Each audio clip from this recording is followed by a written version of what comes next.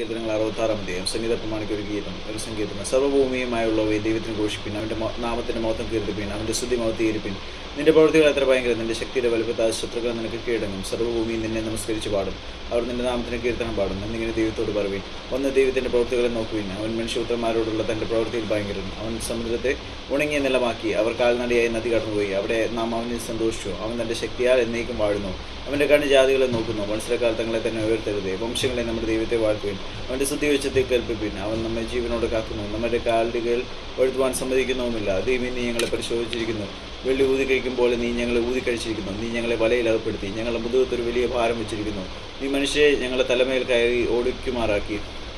ഞങ്ങൾ തീയിലും വെള്ളത്തിലും കൂടി കിടക്കേണ്ടി വന്നു എങ്കിലും നീ ഞങ്ങളെ സമുദ്രത്തിലേക്ക് കൊണ്ടുവന്നിരിക്കുന്നു ഞാൻ ഹോമയാഗങ്ങളും കൊണ്ട് നിൻ്റെ ആലയത്തിലേക്ക് വരും എൻ്റെ നേർച്ചകളെ ഞാൻ നിനക്ക് കഴിക്കും ഞാൻ കഷ്ടത്തിലായിരുന്നപ്പോൾ അവയെ എൻ്റെ അതിരങ്ങളാൽ ഉച്ചരിച്ചു എൻ്റെ വായാർന്നു വന്നു ഞാൻ ആട്ടുകൊറ്റന്മാരുടെ സൗരഭ്യവാസനയോടുകൂടെ തടിപ്പിച്ച മൃഗങ്ങളെ നിനക്ക് ഹോമയാഗം കഴിക്കും ഞാൻ കാളകളെയും കൊലാറ്റുകൊറ്റന്മാരെ അർപ്പിക്കും സകല ഭക്തന്മാരുമായുള്ളവരെ വന്ന് കേൾപ്പിൻ അവൻ എൻ്റെ പ്രാണന് വേണ്ടി ചെയ്തത് ഞാൻ വിവരിക്കാം ഞാൻ എൻ്റെ വായ കൊണ്ട് അവനോട് നിലവിളിച്ചു എൻ്റെ നാവിന്മേൽ അവൻ്റെ പുകഴ്ച ഉണ്ടായിരുന്നു ഞാൻ എൻ്റെ ഹൃദയത്തിൽ അകർത്തും കരുതിയിരുന്നുവെങ്കിൽ കർത്താവ് കേൾക്കുകയില്ലായിരുന്നു എന്നാൽ ദൈവം കേട്ടിരിക്കുന്നു എൻ്റെ പ്രാർത്ഥനാ ശബ്ദം ശ്രദ്ധിച്ചിരിക്കുന്നു എൻ്റെ പ്രാർത്ഥന തള്ളിക്കളയാതെയും തൻ്റെ ദയ എങ്കിൽ നിന്ന് എടുത്തു കളയാതെയും ഇരിക്കുന്ന ദൈവം വാഴ്ത്തപ്പെടുമാറാകട്ടെ.